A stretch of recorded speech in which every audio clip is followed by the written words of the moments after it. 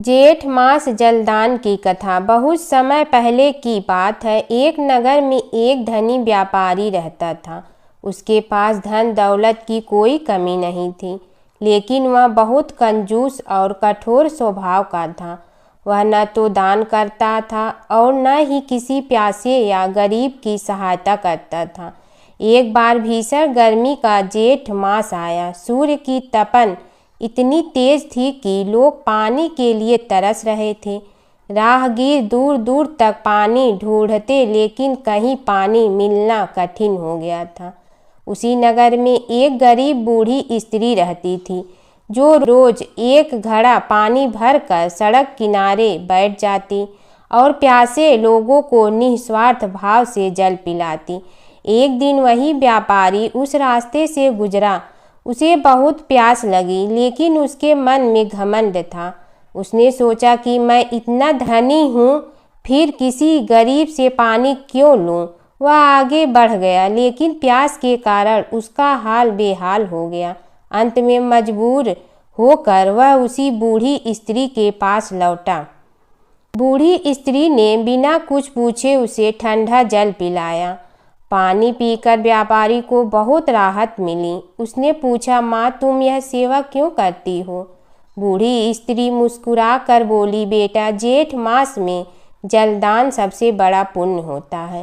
प्यासे को पानी पिलाना भगवान की सेवा के समान है। उस दिन व्यापारी के मन में परिवर्तन आ गया।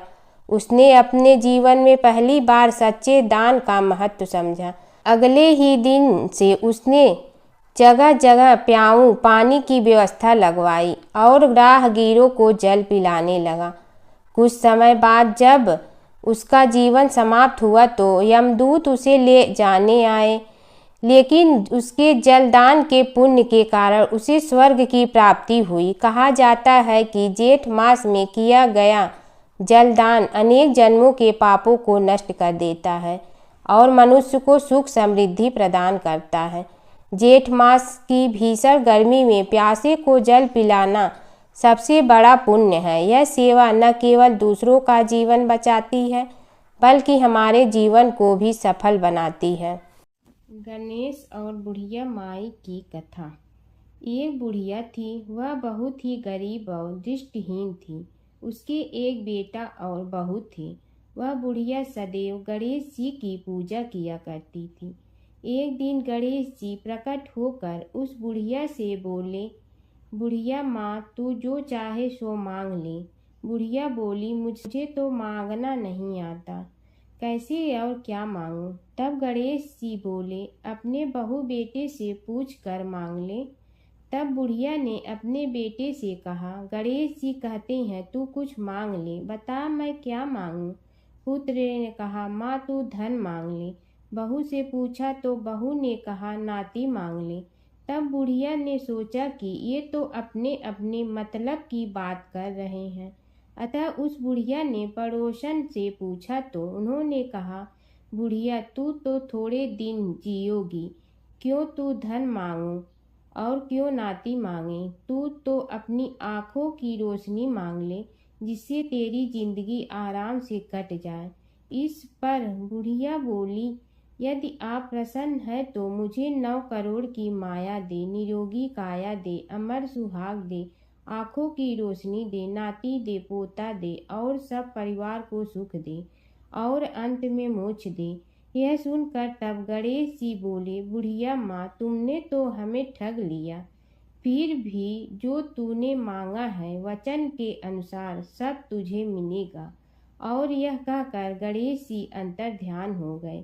उधर बुढ़िया माँ ने जो कुछ मांगा वह सब कुछ मिल गया।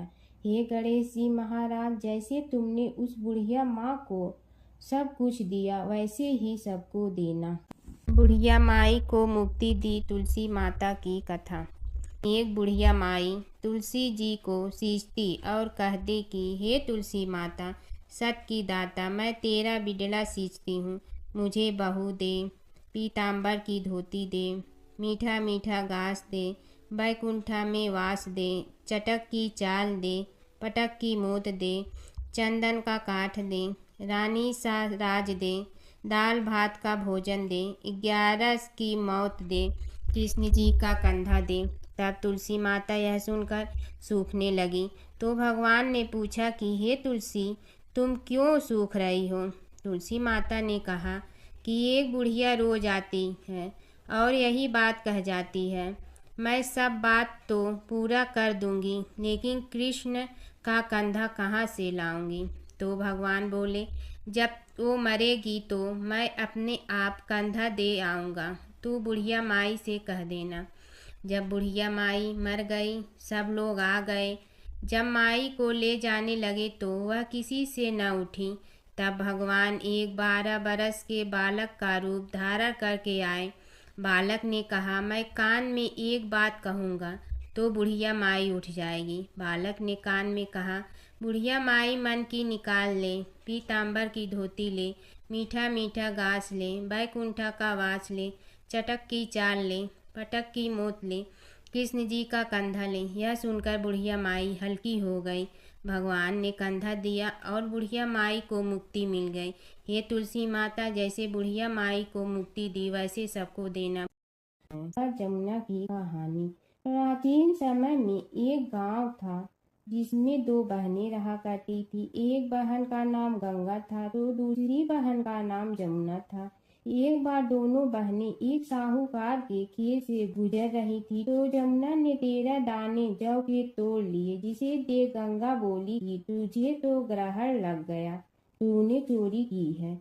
इस पर जमुना बोली कि अब मेरा ग्रहण कैसे धुलेगा? गंगा ने कहा कि तुझे 12 साल तक साहूकार के यहाँ नौकरी करनी पड़ेगी, तभी तेरा पाप धुलेगा और ग्रहण से मुक्ति मिलेगी। जमुना साहूकार के यहाँ नौकरी के लिए जाती है और अपने लिए काम मांगती है। साहूकार उसे काम पर रख लेता है, लेकिन काम करने से पहले जमुना उसे कहती है कि मैं सारे काम करूंगी लेकिन 4 काम नहीं करूंगी। जूठे बर्तन नहीं मांजूंगी, झाड़ू नहीं लगाऊंगी, बिस्तर नहीं बिछाऊंगी और दिया नहीं जलाऊंगी। 12 साल के बाद कुंभ का मेला लगा तो साहूकारनी भी कुंभ नहाने जाने लगी। यमुना ने उसे जाते देख कहा कि कुंभ के मेले में मेरी बहन गंगा मिलेगी तो उसे यह सोने का टक्का दे देना, इससे वह अपने हाथों में सुंदर चूड़ियां पहन लेगी। साहूकारनी ने कुंभ के मेले में गंगा को वह सोने का टका दे दिया। गंगा ने उनसे वह टका लेते हुए कहा कि मेरी बहन को कहना कि उसके 12 वर्ष पूरे हो गए हैं, अब वह वहां वापिस आ जा। साहूकार व साहूकारनी वापिस घर आए तब जमुना मटके में पानी भर रही थी। दोनों जमुना से बोले कि हमने सोने का वह टका तेरी बहन गंगा को दे दिया था और उसने कहा है कि तेरे 12 वर्ष पूरे हो गए हैं, इसलिए अब तुम वापिस जाओ। यह समाचार सुनते ही जमुना सहस्त्र धारा में बदल गई और बहने लगी। यमुना जी का यह रूप देखकर साहूकार और साहूकारनी परेशान हो गई थी। हमारे घर में जमुना माता ने काम किया, हमें तो अब ग्रहण लग गया है, हम यह ग्रहण कैसे उतारेंगे? जमुना भागकर गंगा माता के पास चली गई। गंगा ने जमुना से पूछा कि तुम साहूकारनी से पूछ कर आई हो या ऐसे ही बिना बताए आ गई? तब जमुना बोली कि मैं तो कुछ भी बताकर नहीं आई हूँ। गंगा ने कहा कि जा उन्हें धीरज दे आ, नहीं तो उन्हें जीवन भर असंतोष ही रहेगा। गंगा के कहने पर जमुना माता ने साहूकारनी को सपने में दर्शन दिए और कहा कि तुम दोनों उल्टे माथे क्यों पड़े हो, जाओ उठकर खाओ पियो। तब दोनों बोले कि हम कैसे उठें, हमें तो ग्रहण लगा है, क्योंकि हमने उल्टे सीधे और पता नहीं कितने नीच कार्य आपसे कराए हैं। तब जमुना जी बोली कि तुम्हें ग्रहण नहीं लगा है, ग्रहण तो मुझे लगा था कि मैंने तुम्हारे खेत से 13 दाने जौ के चुराए थे। मैं तो अपना ग्रहण उतारने तुम्हारे घर आई थी। मेरा ग्रहण तुम्हारे घर में 12 वर्ष तक रहने से उतर गया है और मेरी मुक्ति हो गई है। जमुना जी ने कहा कि तुम्हें कोई ग्रहण नहीं लगा है, उल्टे मेरे 12 वर्ष तक यहाँ रहने से तुम्हारी भी मुक्ति हो गई है। यह कहकर जमुना जी स्वप्न से चली गई। दोनों उठकर देखते हैं कि उनके घर में पहले से भी अधिक धन हो गया है। हे जमुना माता, जैसे आपने साहूकार व साहूकारनी की मुक्ति कराई, वैसे ही आप अपने सभी भक्तों की करना। नगर बसेरे की कहानी। किसी गांव में एक भाट व एक जाट रहता था। दोनों में घनिष्ठ मित्रता थी। एक बार जाट अपनी बहन के घर जाने को तैयार हुआ तो भाट अपनी ससुराल जाने को तैयार हुआ। दोनों साथ चल पड़े तो रास्ते में रुककर एक कुएं की मुंडेर पर बैठ गए। जाट ने भाट से कहा कि नगर बसेरा कर लेते हैं। इस पर भाट बोला कि तू ही नगर बसेरा कर ले, मैं तो अपनी ससुराल जा रहा हूँ, वहाँ खूब खातिर होगी मेरी, तू कर ले नगर बसेरा। जाट वहीं कुएं के पास बैठ पानी की घंटी और चावल का दाना लेकर नगर बसेरा करने लगा। नगर बसेरा करने के साथ जाट कहने लगा कि नगर बसेरा जो करे सो मल धोवे पाँव, ताता माड़ा तापसी देगी मेरी माँ, माँ देगी मावशी तेगी द्वारका का वास, मीठा मीठा घास वृंदावन का वास, 5 कुल्ठी छठी रास, मेरी जीवड़ो श्री कृष्ण के पास, डालू पानी हो जाए घी, झट से निकल जाए मेरा जी। यह सब कर कर के वह जाट बहन के पास चल पड़ा। जाट की बहन ने भाई के आने पर उसकी खातिर की खी बूरा के साथ भाई को जिमाया। दोनों ने बैठकर ढेर सारी बातें की। इधर भाट अपने ससुराल पहुंचा तो वहां आग लगी हुई थी। आग बुझाने वह भी लग गया, जिसमें हाथ मुंह भी काले हो गए और खुद भी थोड़ा सुलझ गया। ना रोटी ना पानी के लिए ही किसी ने पूछा। एक पड़ोसन आई तो उसने भाट की सास को कहा कि जमाई आया है, जरा उस आओ भगत कर लो। बुढ़िया बोली कि सब कुछ तो जल गया है, अब कहाँ से आओ भगत करूं। तब पड़ोसन ने ही भाट को एक रोटी के साथ छाछ दी। उसने वही खाकर गुजारा किया। शाम को दोनों फिर घर की ओर चल पड़े और रास्ते में मिल गए और एक दूसरे का हाल पूछा। भाट बोला कि मेरी ससुराल में तो आग लगी हुई थी, आग बुझाते मैं खुद काला हो गया हूँ, ना रोटी मिली ना पानी। जाट बोला कि मेरी तो बहुत खातिर हुई। फिर बोला कि मैंने कहा था ना कि नगर बसेरा कर ले, आ अब कर ले, लेकिन भाट ने फिर मना कर दिया। कहने लगा कि चाहे रोटी दे या न दे, तेरी तो माँ है, दही चूरमा का पेड़ा धरा पाएगा। भाट ने फिर नगर बसेरा नहीं किया। जाट ने कर लिया नगर बसेरा, जो करे सो मल धोए पाँव, ताता माड़ा तापसी देगी मेरी माँ, माँ देगी मावशी देगी द्वारका का वास, मीठा मीठा घास वृंदावन का वास, 5 कुल्ठी छठी रास, मेरा जी बड़ो श्री कृष्ण के पास, डालू पानी हो जाए घी, झट से निकल जाए मेरा जी। करके वह चल पड़ा। घर पहुँचते ही जाट की मावशी ने बहुत लाड प्यार किया। उधर भाट घर गया तो उसकी भैंस खो गई थी। बाप एक लाठी रखे तो दूसरी उठाए और कहने लगा कि ससुराल गया तो आग लगा दी, अब यहाँ आया तो भैंस खो दी। बाप ने कहा कि पहले भैंस लेकर आ, तभी रोटी पानी मिलेगा। सारा दिन भाट भैंस ढूंढता रहा, लेकिन उसे भैंस नहीं मिली। जाट और भाट की मुलाकात फिर से बाजार में हो गई।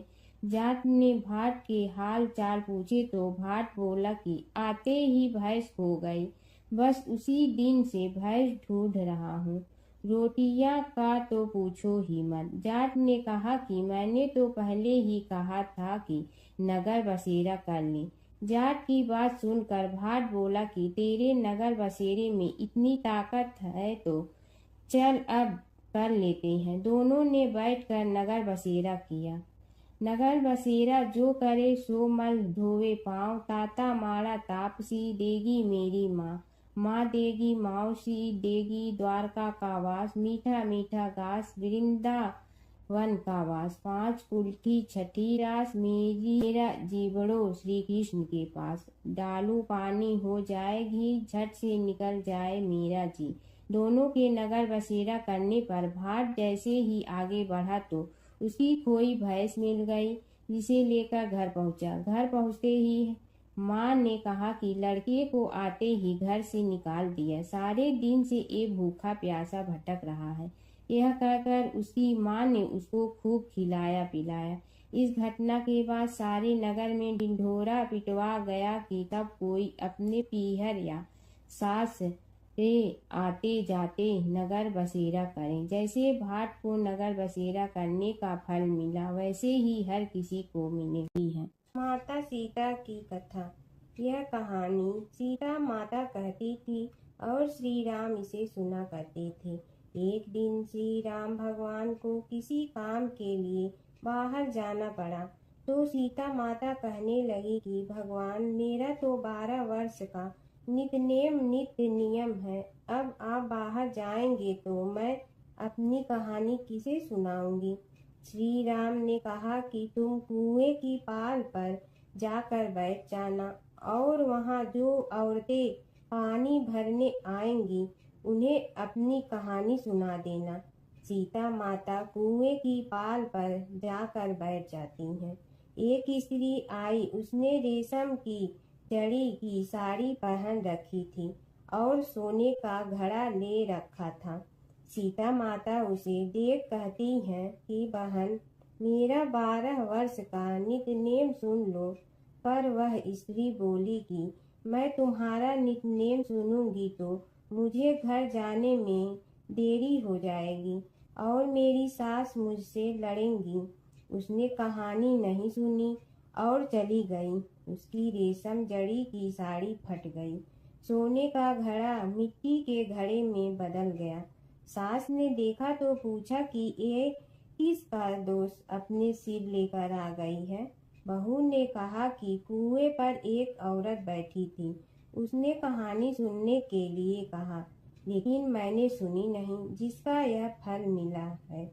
बहू की बात सुनकर अगले दिन वही साड़ी और घड़ा लेकर सास कुएं की पाल पर गई।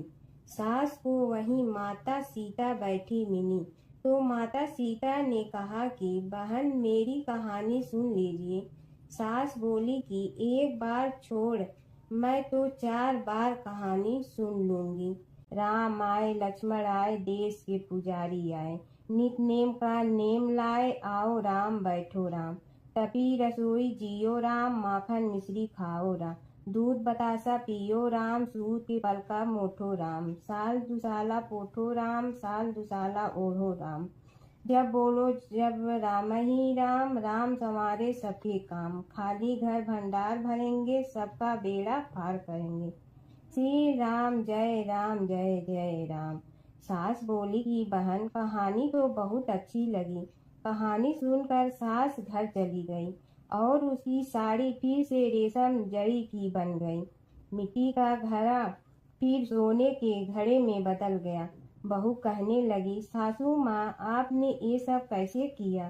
सास ने कहा कि बहू, तू दोष लगा के आई थी और मैं अब दोष उतार कर आ रही हूँ। बहू ने फिर पूछा कि वह कुएं वाली स्त्री कौन है। सास बोली कि वे सीता माता थी। वे पुराने से नया कर देती हैं, खाली घर में भंडार भर देती हैं। वह लक्ष्मी जी का वास घर में कर देती हैं। आदमी की जो भी इच्छा हो उसे पूरा कर देती हैं। बहू बोली कि ऐसी कहानी मुझे भी सुना दो। सास बोली कि ठीक है, तुम भी सुनो। और सास ने कहानी शुरू की।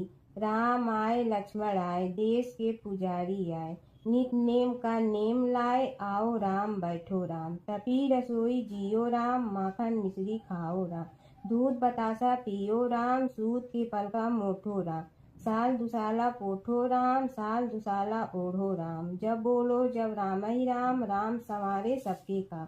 खाली घर भंडार भरेंगे, सबका बेड़ा पार करें। श्री राम जय जय राम। कहानी सुनकर बहू बोली कि कहानी तो बहुत अच्छी है। सास ने कहा कि ठीक है, इस कहानी को रोज कहा करेंगे।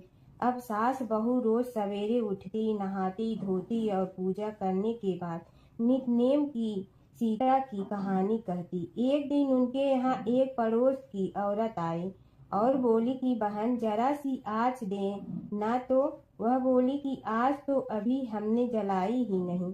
पड़ोसन ने कहा कि तुम सुबह 4 बजे से उठकर क्या कर रही हो? फिर उन्होंने कहा कि सुबह उठकर हम पूजा करते हैं, फिर सीता माता की नित्य नेम की कहानी कहते हैं। पड़ोसन ने उसकी बात सुनकर फिर कहा कि सीता माता की कहानी कहने से तुम्हें क्या मिलता है?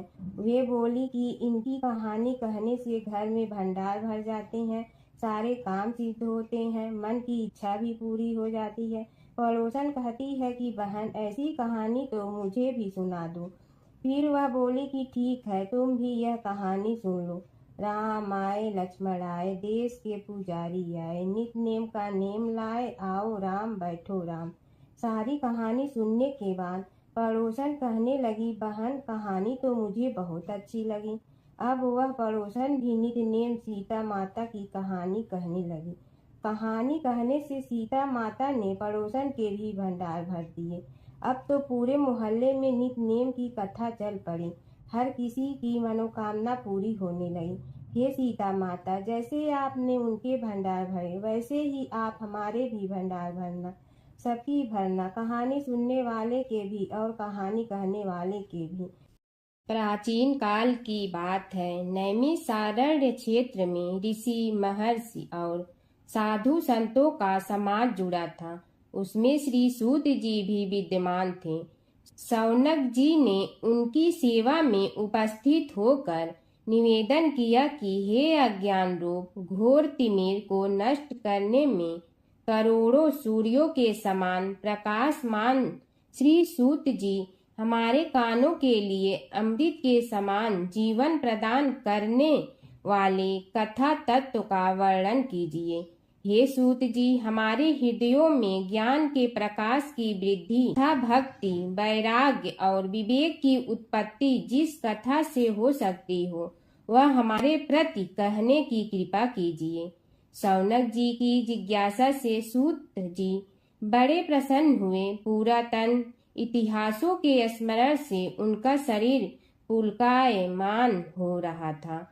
वे कुछ देर उसी स्थिति में विराजमान रहकर कुछ विचार करते रहे और अंत में बोले, शौनक जी, इस विषय में आपके चित्त में बड़ी जिज्ञासा है। आप धन्य हैं जो सदैव ज्ञान की प्राप्ति में तत्पर रहते हुए विभिन्न पुराण कथाओं की जिज्ञासा रखते हैं। आज मैं आपको ज्ञान के परम स्रोत रूप श्री गणेश जी का जन्म कर्म रूप चरित्र सुनाऊंगा। गणेश जी से ही सभी ज्ञानों, सभी विद्याओं का उद्भव हुआ है। अब आप सावधान चित्त से विराजमान हो। श्री गणेश जी के ध्यान और नमस्कार पूर्वक उनका चरित्र श्रवण करें। नमस्तस्मै गणेशाय ब्रह्मा विद्या प्रदायिनी यनागस्त्यसमः साक्षात विघ्न सागर सोसड़े।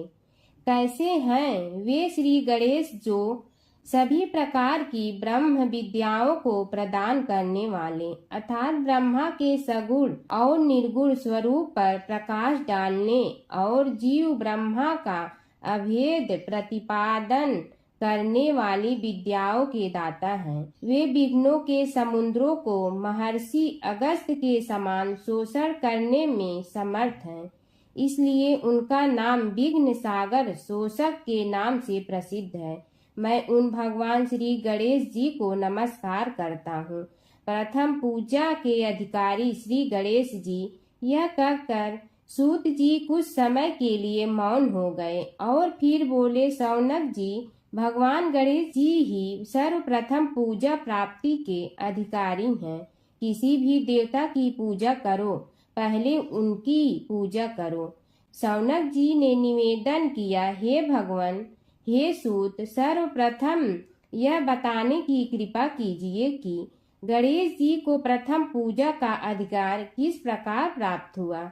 इस विषय में मेरी बुद्धि मोह को प्राप्त हो रही है कि सृष्टि रचयिता ब्रह्मा जी, पालन करता भगवान नारायण और संहार करता शिव जी में से किसी को प्रथम पूजा का अधिकारी क्यों नहीं माना गया। यह त्रिदेव ही तो सबसे बड़ा देवता माने जाते हैं। सूत जी ने कहा, शौनक जी, यह भी एक रहस्य ही है। देखो, अधिकार मांगने से नहीं मिलता, इसके लिए योग्यता होनी चाहिए। संसार में अनेकों देवी देवताएं पूजे जाते हैं। पहले जो जिसका इष्ट देव होता है वह उसी की पूजा किया करता है। इससे बड़े देवताओं के महत्व में कमी आने की आशंका उत्पन्न हो गई। इस कारण देवताओं में परस्पर विवाद होने लगा। वे उसका निर्णय प्राप्त करने के लिए शिव जी के पास पहुँचे और प्रणाम करके पूछने लगे, प्रभु, हम सब में प्रथम पूजा का अधिकारी कौन है। शिव जी सोचने लगे कि किसे प्रथम पूजा का अधिकारी माने। तभी उन्हें एक युक्ति सूझी। बोले, देवगण, इसका निपटारा बातों से नहीं तथ्यों से होगा। इसके लिए एक प्रतियोगिता रखनी होगी, शिव की परिक्रमा करने की प्रतियोगिता। देवगण उनका मुख देखने लगे, शंकित हृदय से सोचने लगे कि कैसी प्रतियोगिता रहेगी। यह शिव जी ने उनके मन के भाव ताड़ लिए, इसलिए सांत्वना भरे शब्दों में बोले, घबराओ मत, कोई कठिन परीक्षा नहीं ली जाएगी। बस इतना ही कि सभी अपने अपने वाहनों पर चढ़कर संसार की परिक्रमा करो और फिर यहाँ लौट आओ। जो पहले लौटेगा वही सर्वप्रथम पूजा का अधिकारी होगा। अब क्या देर थी, सभी अपने अपने वाहन पर चढ़कर दौड़ पड़े। किसी का वाहन गजराज था तो किसी का सिंह, किसी का भैंसा तो किसी का मृग, किसी का हंस तो किसी का उल्लू, किसी का अश्व तो किसी का श्वान। अभिप्राय यह है कि वाहनों को विविधता के दर्शन उस समय जितने भले प्रकार से हो सकते थे उतने अन्य समय में नहीं।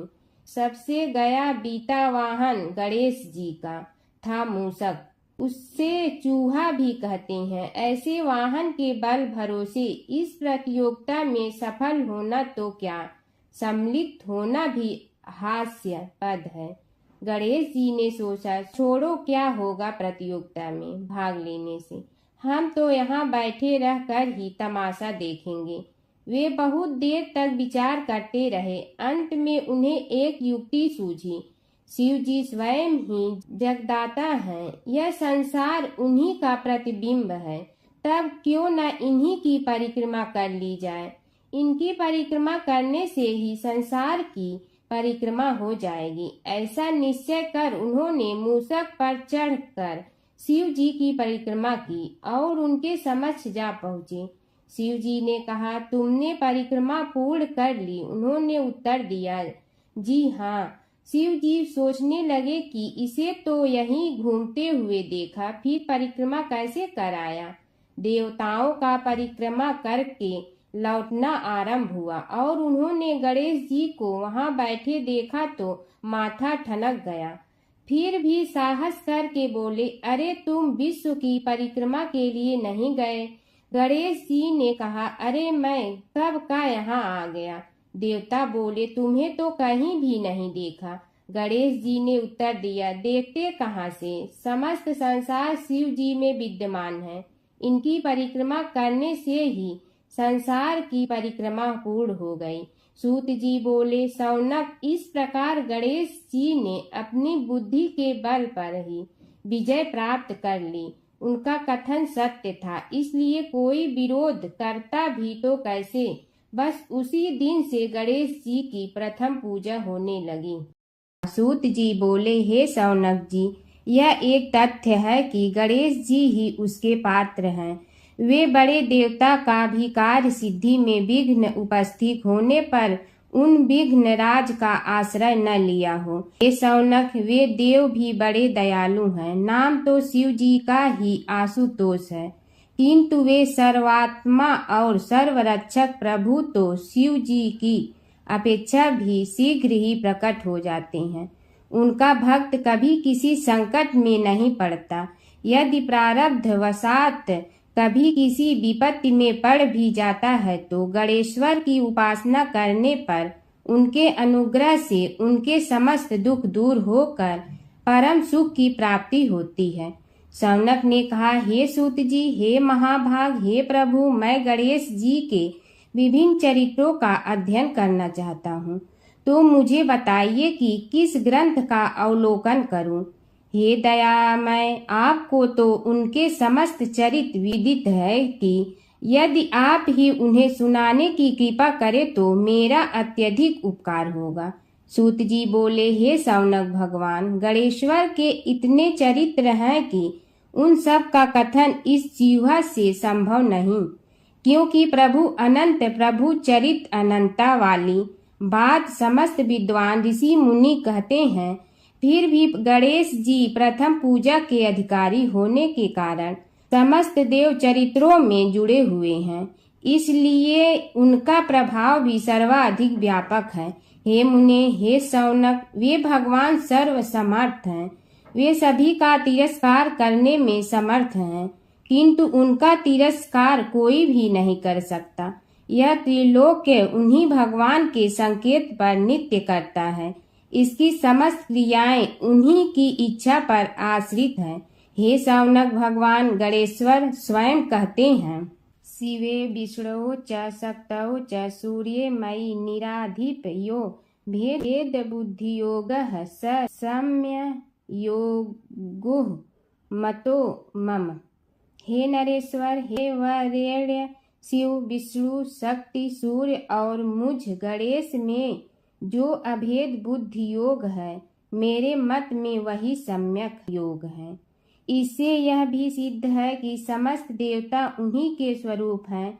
वे ही भगवान विभिन्न कार्य रूपों के अनुसार अपना भिन्न भिन्न नाम रखते हैं। हे मुनि श्रेष्ठ, उन सब देवताओं के चरित्र भी उन्हीं गणराज के चरित्र हैं।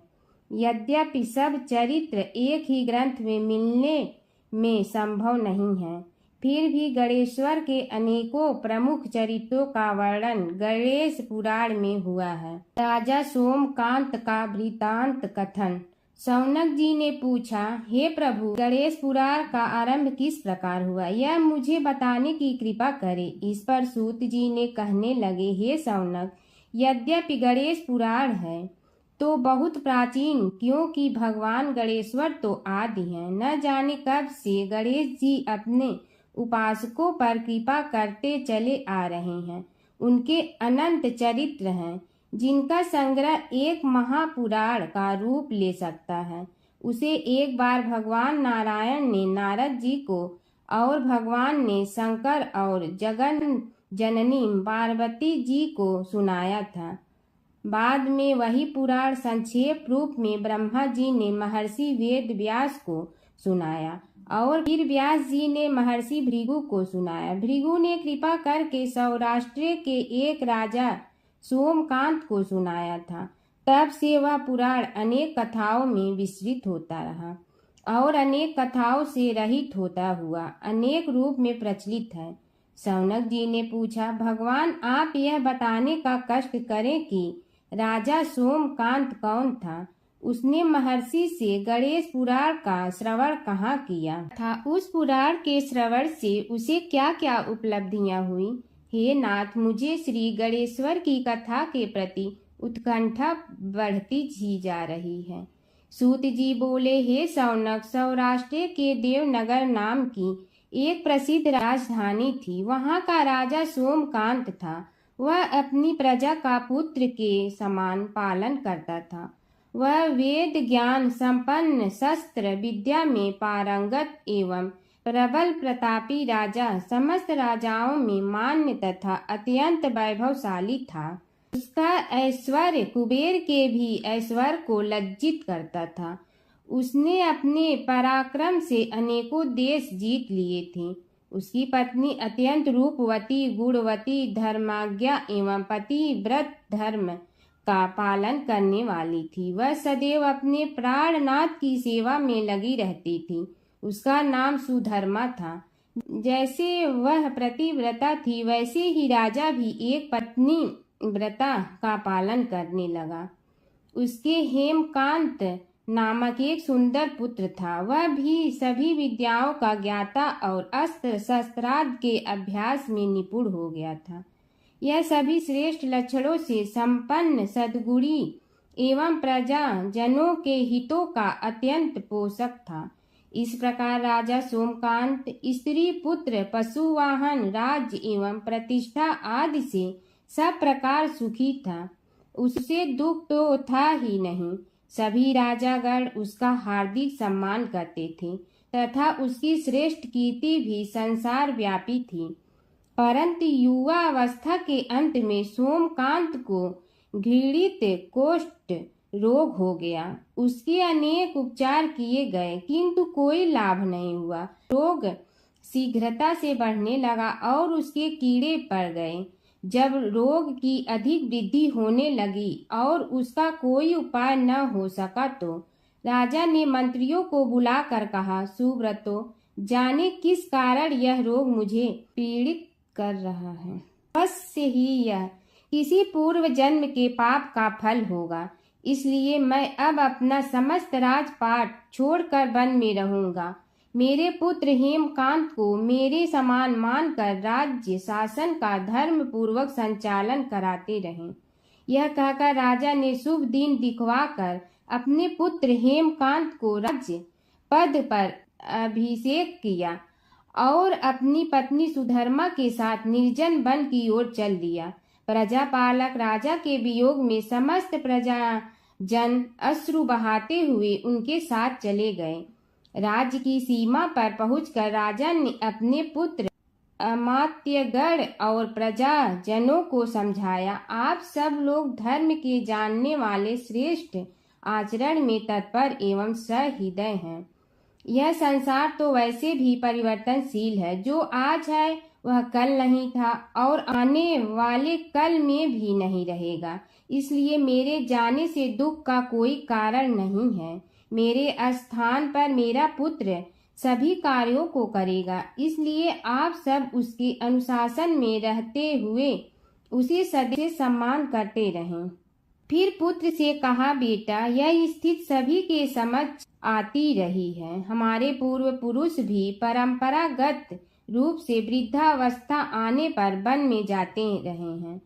मैं कुछ समय पहले ही वन में जा रहा हूँ, तो कुछ पहले या पीछे जाने में कोई अंतर नहीं पड़ता। यदि कुछ वर्ष बाद जाऊं तब भी मोह का त्याग करना ही होगा।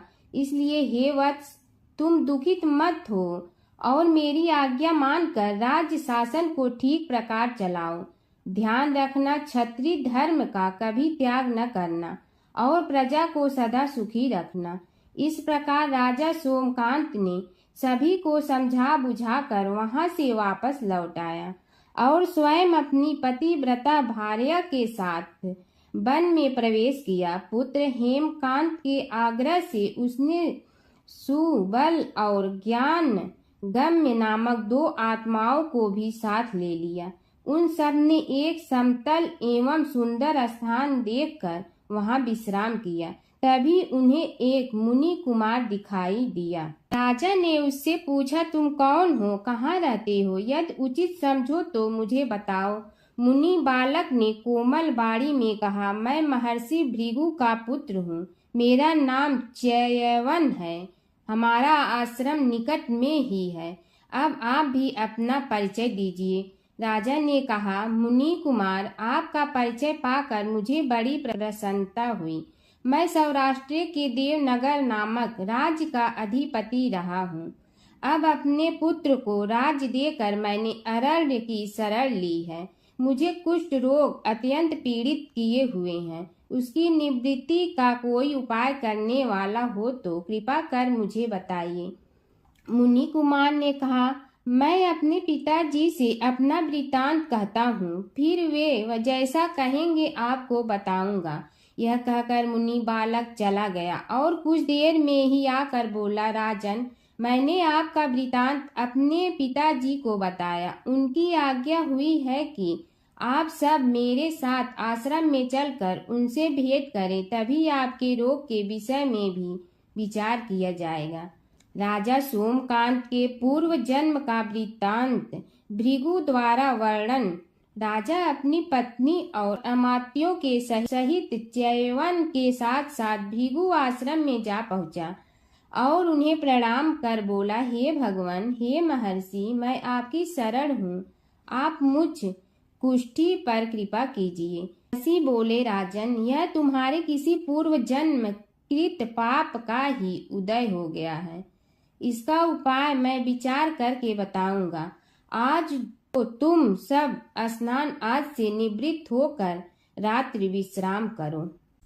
महर्षि की आज्ञा अनुसार सबने स्नान भोजन आदि के उपरांत रात्रि व्यतीत की और प्रातः काल स्नान आदि नित्य कर्मों से निवृत्त होकर महर्षि की सेवा में उपस्थित हुए।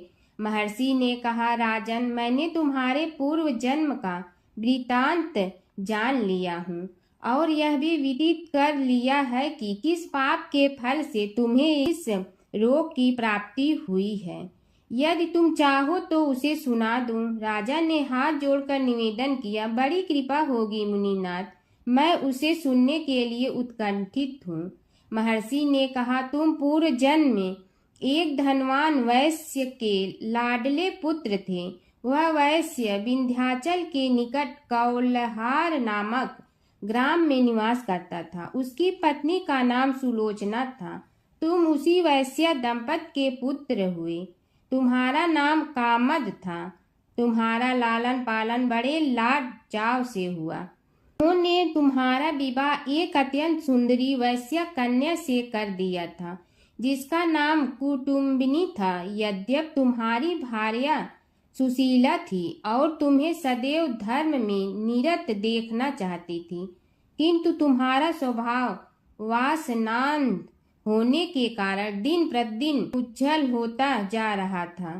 किंतु माता पिता भी धार्मिक थे, इसलिए उनके सामने तुम्हारी उज्ज्वलता दबी रही। परंतु माता पिता की मृत्यु के बाद तुम निरंकुश हो गए और अपनी पत्नी की बात भी नहीं मानते थे। तुम्हें अनाचार में प्रवृत्त देखकर उसे दुख होता था, तो भी उसका कुछ बस न चलता था। तुम्हारी उन्मत्तता चरम सीमा पर थी। अपनों से भी द्वेष और क्रूरता का व्यवहार किया करते थे, हत्या आदि कराते थे। तुम्हारे लिए सामान्य बात हो गई। पीड़ित व्यक्तियों ने तुम्हारे विरुद्ध राजा से पुकार की। अभियोग चला और तुम्हें राज्य की सीमा से भी बाहर चले जाने का आदेश हुआ। तब तुम घर छोड़कर किसी निर्जन वन में रहने लगे। उस समय तुम्हारा कार्य लोगों को लूटना और हत्या करना ही रह गया। एक दिन माध्याह्न काल था। गुणवर्धक नामक एक विद्वान ब्राह्मण उधर से निकला। बेचारा अपनी पत्नी को लिवाने के लिए ससुराल जा रहा था। तुमने उस ब्राह्मण युवक को पकड़कर लूट लिया। प्रतिरोध करने पर उसे मारने लगे तो वह चित्कार करने लगा, मुझे मत मार, मत मार, देख मेरा दूसरा विवाह हुआ है। मैं पत्नी को लेने के लिए जा रहा हूँ। किंतु तुम तो क्रोधवश में ऐसे लीन हो रहे थे कि तुमने उसकी बात सुनकर भी नहीं सुनी। जब उसे मारने लगे तो उसने श्राप दे दिया, अरे हत्यारे, मेरी हत्या के पाप से तो सहस्त्र कल्प तक घोर नरक भोगोगे।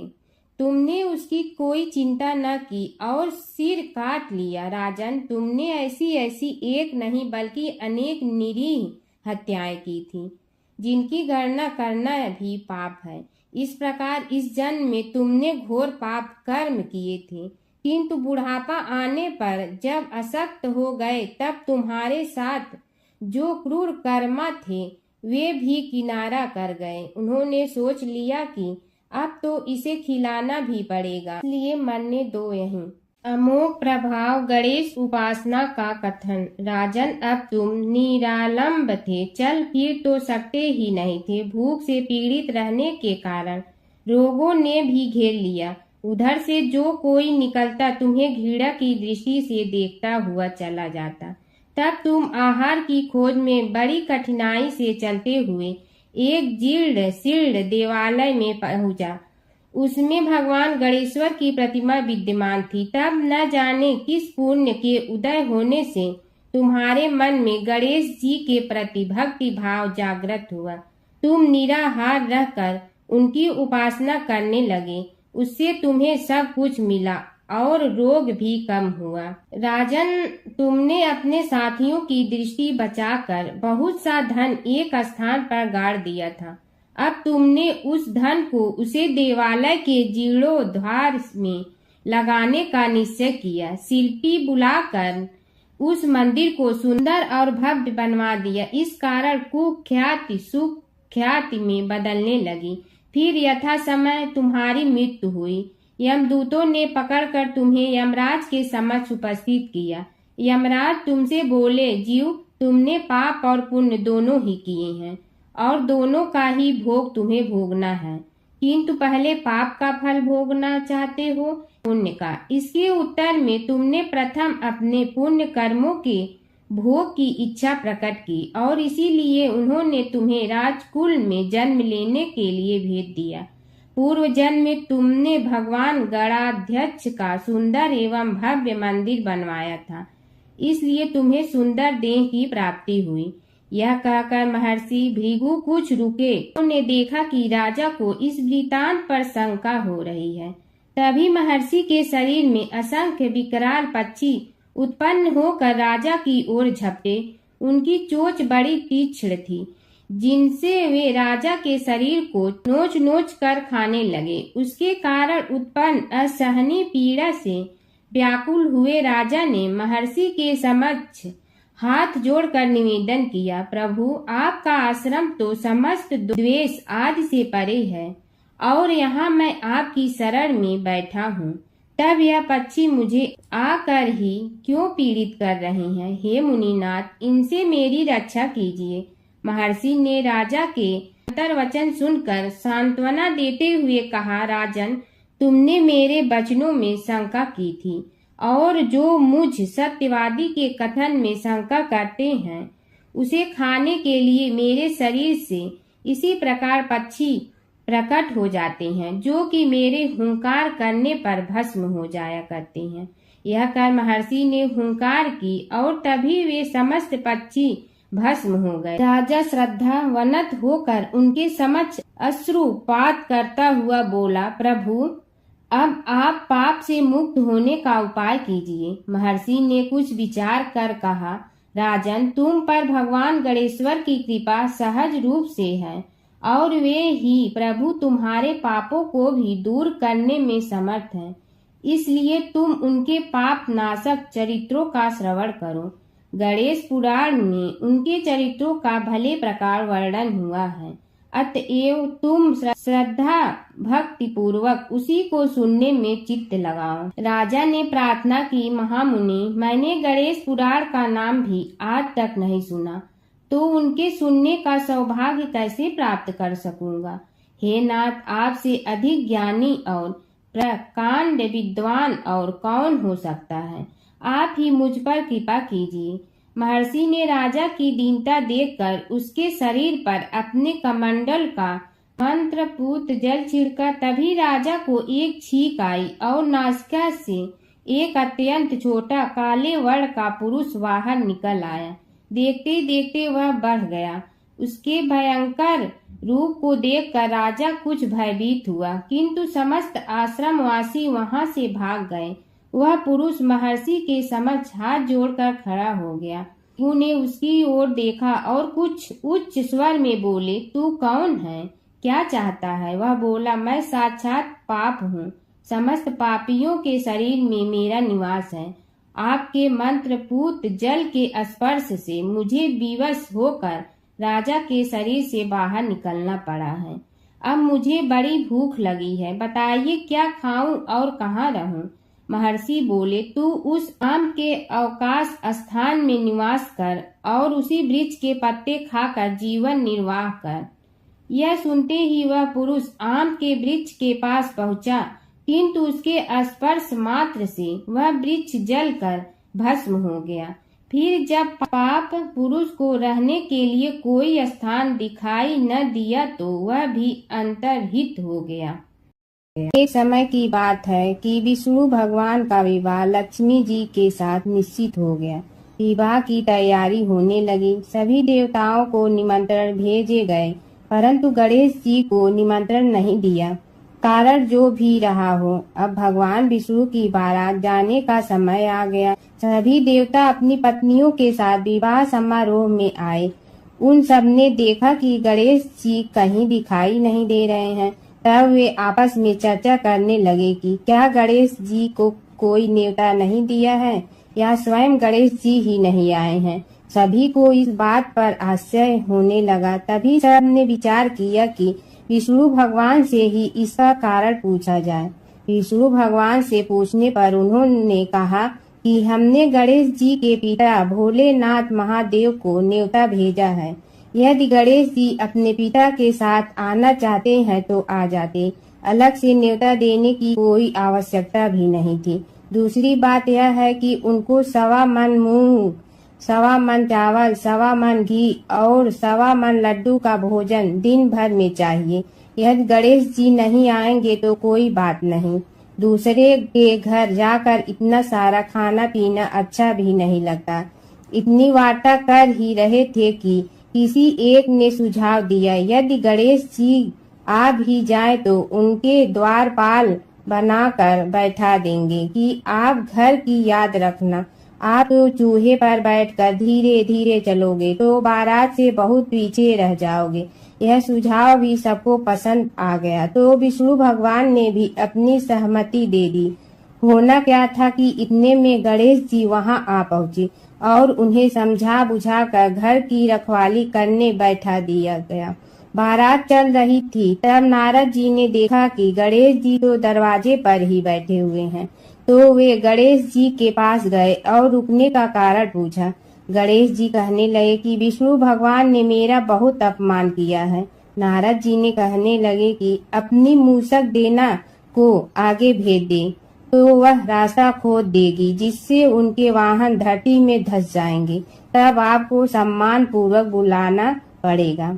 अब तो गणेश जी ने अपनी मूसक सेना जल्दी से आगे भेज दी और सेना ने जमीन पोली कर दी। जब बारात वहां से निकली तो रथों के पहिए धरती में धंस गए। लाख कोशिश करे परंतु पहिए नहीं निकले। सभी ने अपने अपने उपाय किए परंतु पहिए तो नहीं निकले, बल्कि जगह जगह से टूट गए। किसी की समझ में नहीं आ रहा था कि अब क्या किया जाए। तब तो नारद जी ने कहा, आप लोगों ने गणेश जी का अपमान करके अच्छा नहीं किया। यदि उन्हें मना कर लाया जाए तो आपका कार्य सिद्ध हो सकता है और यह संकट टल सकता है। शंकर भगवान ने अपने दूत नंदी को भेजा और वे गणेश जी को लेकर आए। गणेश जी का आदर सम्मान के साथ पूजन किया। तब कहीं रथ के पहिए निकले। अब रथ के पहिए निकल के परंतु टूट गए तो उन्हें सुधारे गए। पास के खेत में खाती काम कर रहा था, उसे बुलाया गया। खाती अपना कार्य करने के पहले श्री गणेशाय नमः कहकर गणेश जी की वंदना मन ही मन करने लगा। देखते ही देखते खाती ने सभी पहियों को ठीक कर दिया।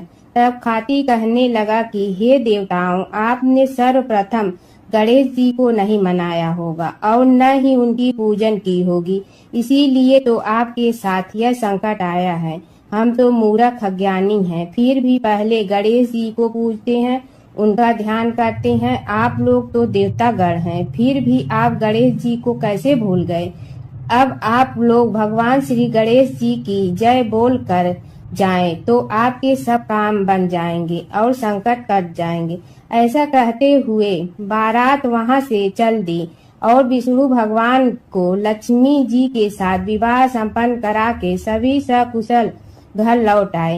हे गणेश जी महाराज, आपने विष्णु को जैसे कारज सारियो ऐसे कारज सबको सिद्ध कर जो। बोलो गजानन भगवान की जय। कीड़ी नगरा सींचने की कहानी। एक गांव में एक बुढ़िया माई रहती थी। उसके 2 बेटे तथा बहू भी थे। बुढ़िया माई भगवान श्री हरि विष्णु की परम भक्त थी। अपना जीवन दान धर्म पुण्य कार्य कर्मों में लगाती थी। परंतु बुढ़िया माई कभी भी मंदिर और सत्संग में वह तीर्थ स्थानों पर नहीं जाती थी। एक बार गांव में भागवत कथा हो रही थी। बेटे ने कहा, माँ आप सारा दिन घर में रहती हैं, आप मंदिर में भागवत कथा सुनने क्यों नहीं जाती? बुढ़िया माई ने बेटे का मन रखने के लिए कह दिया कि आज जाऊंगी, परंतु नहीं गई। ऐसा करते करते 6 दिन निकल गए। बुढ़िया माई के बेटे ने कहा, माँ आज अंतिम दिन है, आज तो कथा सुनने आपको जाना ही पड़ेगा। सारा दिन घर का काम करके बुढ़िया माई ने जाते जाते इतनी देर कर दी कि अंतिम दिन की भागवत कथा भी समाप्त हो गई। भगवान श्री हरि विष्णु सन्यासी का रूप धारण करके बुढ़िया माई के पास आए और बोले, बुढ़िया माई तुम कहाँ जा रही हो? बुढ़िया माई ने कहा, मैं भागवत कथा सुनने जा रही हूँ। तब सन्यासी रूपधारी भगवान श्री हरि विष्णु ने कहा, अब इतनी देर से क्यों जा रही हो? वहाँ तो अब कथा समाप्त हो गई है, अब वहाँ जाकर क्या करोगी? बुढ़िया माई ने कहा, अब घर से निकली हूँ तो जाकर ही रहूंगी। सब सन्यासी रूपधारी भगवान श्री हरि विष्णु ने कहा कि अब कथा समाप्त हो गई, भक्त लोग भी अपने अपने घर चले गए, अब तुम वहाँ से क्या लाओगी? तो बुढ़िया माई बोली, कुछ नहीं तो मैं वहाँ से एक ईंट ही उठा लाऊंगी। तो सन्यासी रूपधारी भगवान श्री हरि विष्णु बोले, तुम वहाँ से मिट्टी की ईंट लाओगी, उसके बदले में मैं तुम्हें एक सोने की ईंट देता हूँ। बुढ़िया माई ने ईंट ले ली और घर की तरफ चल पड़ी और विचार करने लगी कि यदि यह ईंट मैं घर लेकर जाऊंगी तो बेटे बहू झगड़ने लगेंगे। इसीलिए घर के आंगन में बाहर ही बुढ़िया माई ने वह ईंट जमीन में गाड़ दी। परंतु अब बुढ़िया माई का ध्यान उस ईंट पर ही रहने लगा। खाने पीने घर के काम करने में सदैव बुढ़िया माई अपना ध्यान सोने की ईंट पर ही लगाई रखती। बेटे बहू ने पूछा, माँ पूरे दिन घर के आंगन में क्या करती रहती हो? तो बुढ़िया माई ने कहा, मैं आने जाने वाले को देखती रहती हूँ। एक दिन बुढ़िया माई मर गई। यमराज के दूत बुढ़िया माई को लेने आए। बुढ़िया माई को लेकर धर्मराज जी के पास पहुँचे और धर्मराज जी को सारी बात बतलाई। धर्मराज जी ने बुढ़िया माई को कुतिया की योनि दे दी और कुतिया उसी पेड़ के नीचे बैठी रहती। बुढ़िया माई की बहू ने कहा, इस कुतिया को यहाँ से भगाओ, नहीं तो यह बच्चों को काट जाएगी। तो उसके बेटे ने उसकी पीठ पर एक लकड़ी मारी और बुढ़िया माई मर गई और को सर्प की योनि मिली। आंगन में सर्प को देखकर बेटे बहू ने किसी को काट नहीं जाए इसी डर से मार दिया। फिर बुढ़िया माई मर कर धर्मराज जी के पास पहुंची। बुढ़िया माई कीड़ी का रूप धारण करके उस आंगन में कीड़ी नगरा बना लिया। आंगन में कीड़ी नगरा हो गया। घर वाले बहुत परेशान हुए। घर वाले भोजन भी नहीं बना रहे थे और मन ही मन होने का स्मरण करने लगे। तब भगवान श्री हरि विष्णु सन्यासी का रूप धारण करके आए और बोले कि कुछ खाने को दे दो। तो घरवाले ने कहा, महाराज हमारे खाने को भी कुछ नहीं बनाया, क्योंकि हमारे घर में कीड़ी नगरा हो गया है, आप ही इसका कुछ उपाय बतलाइए। तब महाराज जी ने आंगन में खोदा और सोने की 28 निकाली और दोनों बेटों को दे दी और कहा, तुम्हारी माँ के नाम से दान पुण्य करना, धर्मशाला बनवाना, स्कूल बनवाना, प्याऊ लगवाना, गौशाला में गाय के चारे खाने की व्यवस्था करना। परंतु दोनों बेटे आपस में झगड़ने लगे कि तू दान कर, तू दान कर। किसी ने बुढ़िया माई के नाम से कोई दान नहीं किया और कीड़ी नगरा वहाँ उसी स्वरूप में स्थापित रहा। कुछ दिन बाद सन्यासी वापस आया और बुढ़िया माई के बेटों ने भगवान स्वरूपधारी सन्यासी महाराज से कहा कि हमारी घर की हालत वैसी की वैसी है, कीड़ी नगरा तो वैसे का वैसा ही है।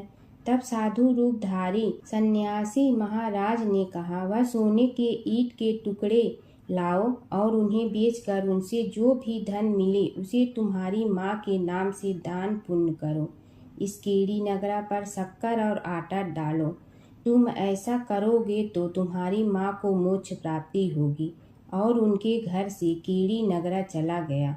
जो व्यक्ति प्रतिदिन सुबह प्रातः आटा और शक्कर कीड़ी नगरे पर डालता है वह सदैव धनवान, पुत्रवान, संपन्न, सुख शांति से जीवन यापन करता है। उसके घर में कभी कोई कष्ट नहीं आता है। उसका जीवन सदा सर्वदा आनंद से व्यतीत होता है। उसके परिवारजन उसे अत्यधिक स्नेह प्रदान करते हैं। कीड़ी नगरा प्रतिदिन सींचने से जुड़ी नगरी की कहानी सुनने से, दान पुण्य व धर्म कार्यों में रुचि लगाने से जीवन उत्तम हो जाता है। विष्णु और नारद की कथा। एक बार नारद मुनि जी ने भगवान विष्णु जी से पूछा, हे भगवान, आपका इस समय सबसे प्रिय भक्त कौन है? अब विष्णु तो भगवान हैं, सो झट से समझ गए अपने भक्त नारद मुनि की बात और मुस्कुरा कर बोले, मेरा सबसे प्रिय भक्त उस गांव का एक किसान है। यह सुनकर नारद मुनि जी थोड़ा निराश हुए और फिर से एक प्रश्न किया, हे भगवान, आपका बड़ा भक्त तो मैं हूँ, तो फिर सबसे प्रिय क्यों नहीं? भगवान विष्णु जी ने नारद मुनि जी से कहा, इसका जवाब तो तुम खुद ही दोगे। जाओ, एक दिन उसके घर रहो और फिर सारी बात मुझे बताना। नारद मुनि जी सुबह सवेरे मुंह अंधेरे उस किसान के घर पहुंच गए। देखा अभी अभी किसान जगा है और उसने अब सबसे पहले अपने जानवरों को चारा देता, फिर मुंह धोता, दैनिक कार्यों से निवृत्त होता, जल्दी जल्दी भगवान का नाम लिया, रूखी सूखी रोटी खाकर जल्दी जल्दी अपने खेतों पर चला गया। सारा दिन खेतों में काम किया और शाम को वापस घर आया। जानवरों को अपनी जगह बांधा, उन्हें चारा पानी डाला, हाथ धोया, मुंह धोया, फिर थोड़ी देर भगवान का नाम लिया, फिर परिवार के संग बैठकर खाना खाया और कुछ बातें की और फिर से सो गया। अब सारा दिन यह सब देखकर नारद मुनि जी भगवान विष्णु के पास वापिस आए और बोले, भगवान, मैं आज सारा दिन उस किसान के संग रहा, लेकिन वो तो ढंग से आपका नाम भी नहीं ले सकता। उसने थोड़ी देर सुबह, थोड़ी देर शाम को और भी जल्दी जल्दी आपका ध्यान किया और मैं तो 24 घंटे सिर्फ आपका ही नाम जपता हूँ। क्या आपका सबसे प्रिय भक्त वो गरीब किसान ही है? भगवान विष्णु जी ने नारद की बात सुनकर कहा, अब इसका जवाब भी तुम मुझे खुद ही देना।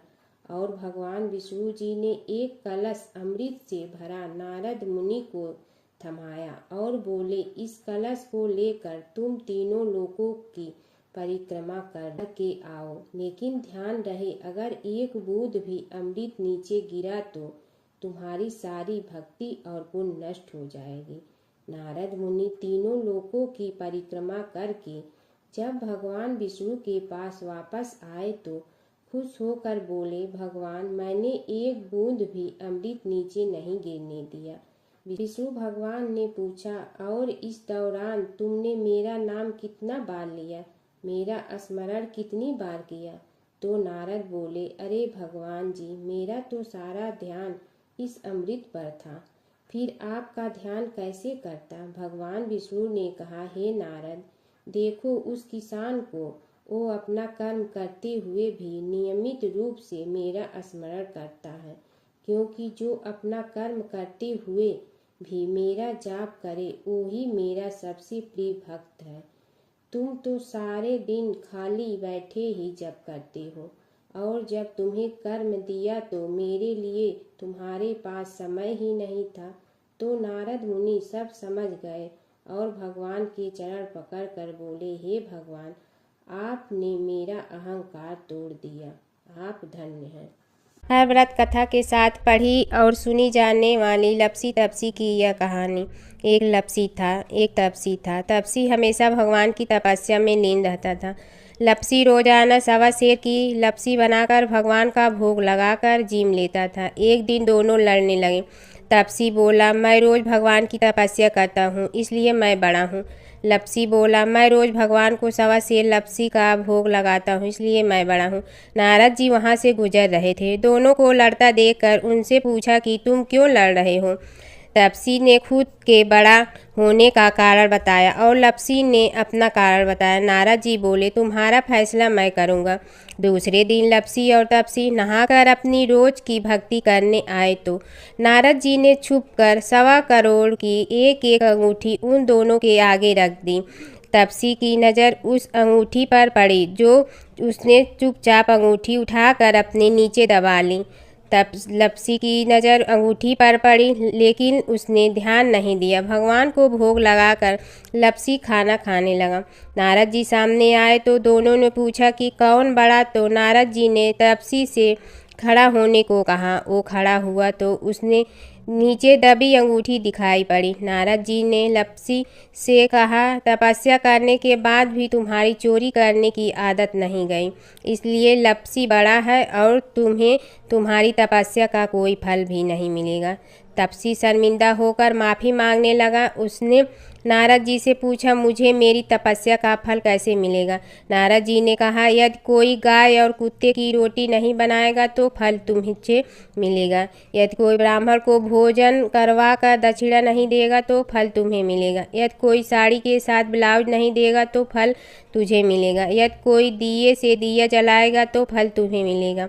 यदि कोई सारी कहानी सुने लेकिन तुम्हारी कहानी नहीं सुने तो फल तुझे मिलेगा। उसी दिन से हर व्रत कथा कहानी के साथ लपसी तपसी की कहानी भी सुनी और कही जाती है। ओम जय जगदीश हरे स्वामी, जय जगदीश हरे। भक्त जनों के संकट क्षण में दूर करे। ओम जय जगदीश हरे। जो ध्यावे फल पावे, दुख बिन दे मन का। सुख संपत्ति घर आवे, कष्ट मिटे तन का। ओम जय जगदीश हरे। मात पिता तुम मेरे, शरण कहूँ किसकी। तुम विनय और न दूजा, आस करूँ जिसकी। ओम जय जगदीश हरे। तुम पूर्ण परमात्मा, तुम अंतर्यामी। पार ब्रह्म परमेश्वर, तुम सबके स्वामी। ओम जय जगदीश हरे। तुम बिंदा के सागर, तुम पालन करता। मैं मूर्ख कल काम, कृपा करो भरता। ओम जय जगदीश हरे। तुम हो ये कय गोचर, सबके प्राणपति। किस विधि मिलूं दया में, तुमको मैं कुमति। ओम जय जगदीश हरे। दीन बंधु दुख हरता, तुम रक्षक मेरे। अपने हाथ उठाओ, द्वार पड़ा तेरे। ओम जय जगदीश हरे। विषय विकार मिटा, पाप हरो देवा। श्रद्धा भक्ति बढ़ाओ, संतन की सेवा। ओम जय जगदीश हरे। तन मन धन सब तेरा, स्वामी सब कुछ है तेरा। तेरा तुझको अर्पण क्या लागे मेरा। ओम जय जगदीश हरे। जय जगदीश हरे। स्वामी जय जगदीश हरे। भक्त जनों के संकट क्षण में दूर करे। ओम जय जगदीश हरे, स्वामी जय जगदीश हरे।